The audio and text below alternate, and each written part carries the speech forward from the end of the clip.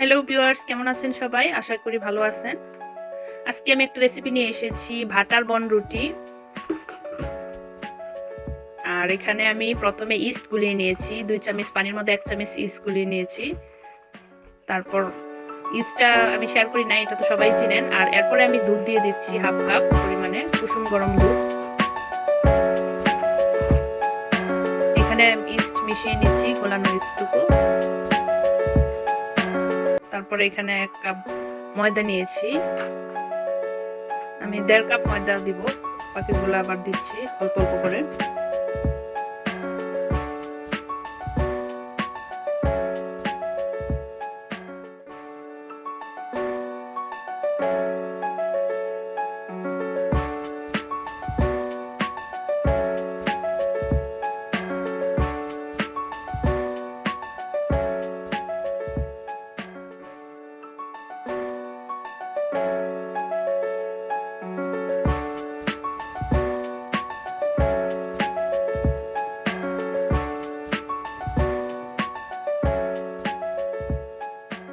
এই তো এখন ভালো করে গুলিয়ে নিচ্ছি। তারপর আমি এখন রেস্টে রেখে দিব।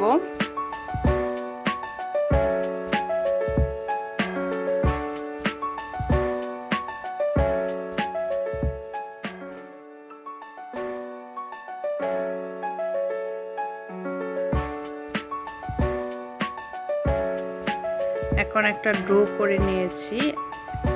তারপর হাত দিয়ে ডলার জন্য সামান্য কিছু অলিভ অয়েল নিয়েছি, 1 চামচ পরিমাণ মতো। অলিভ অয়েলটা দিয়ে আমি এখন একটু ডলে নেব। তারপর অলিভ অয়েলটা দেওয়ার পরে মনে হইল যে একটু লিকুইডের মতো হয়েছে, আর একটু গুঁড়া নিয়ে ডলে নিয়েছি।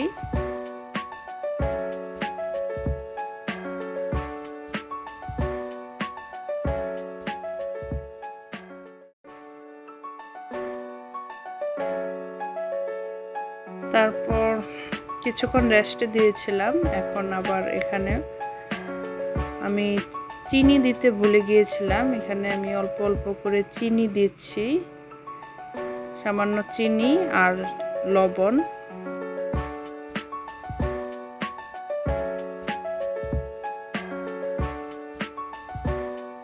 আমি চিনিটা এক পাশ থেকে অপর পাশে দিয়েছি, যেহেতু ভালো করে মিশানোর জন্য আস্তে আস্তে অল্প অল্প করে দিচ্ছি, কারণ পরে দিলে কি মিশতে চায় না, এই জন্য অল্প অল্প করে এপাশ ওপাশ করে দিয়েছি যাতে ভালো করে মিশে। এখন ডো করে নিব ছোট ছোট করে।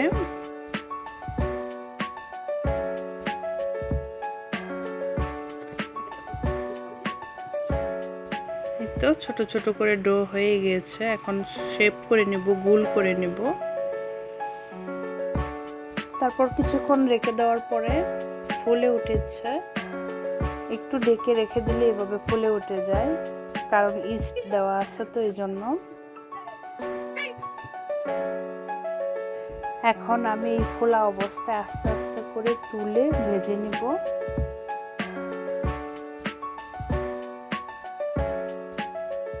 একটা একটা করে আমি ভেজে নেব। এখন এটা হাত দিয়ে কোনো রকম কোনো ডলবো না, জাস্ট যেভাবে আছে ওইভাবে আমি ভেজে নেব।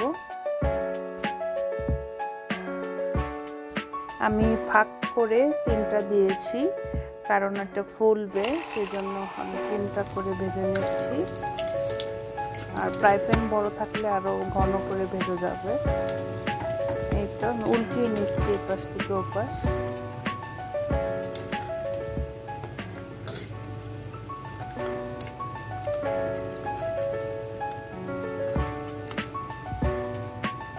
প্রথমে একটু শক্ত মনে হবে, তারপরে আবার বাটার দিয়ে দেওয়ার পরে অনেক সফট হবে। দেখতেই পাচ্ছেন কেমন সুন্দর ফুলে গিয়েছে। এখন আমি আস্তে আস্তে নামিয়ে নেব।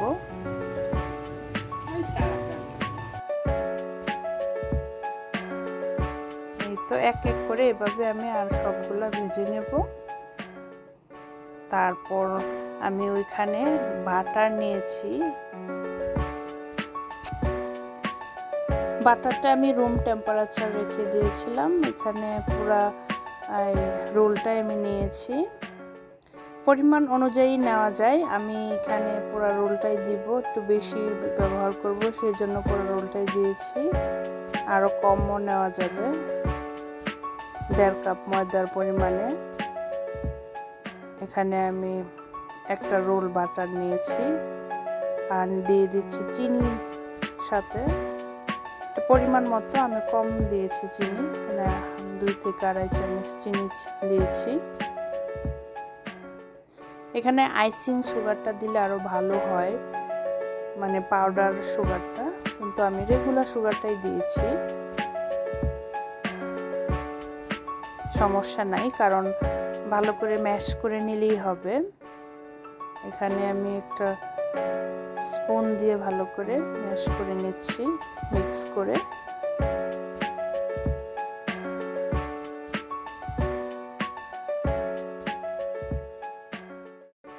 এখন আমি আবার একটা মিক্সার দিয়ে মিক্স করে নিব, কারণ এভাবে মিক্স করলে কি এই চিনিটা পুরোপুরি গলে না, মিক্সারটা দিয়ে করলে ক্রিমের মতো হবে।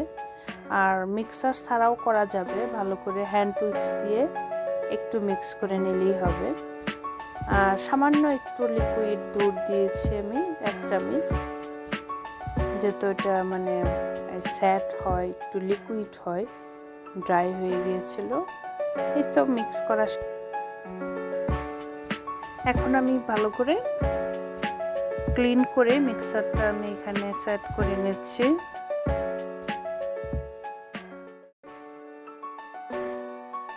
এটা হ্যান্ড উইক্স দিয়েও মিক্স করা যাবে, হাতেও করা যাবে, গোটা দিলেই হয়ে যাবে। তারপরেই তো আমি এখানে ব্রেডগুলা ঠান্ডা হয়ে যাওয়ার পরে এখন আমি কেটে নিব।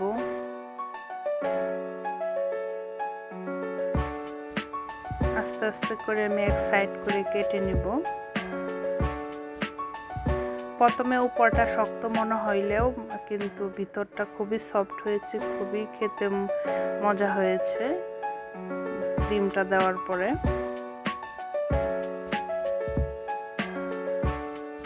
এই তো আমি এখন এক পাশ করে ক্রিমটা আস্তে আস্তে লাগিয়ে নিব।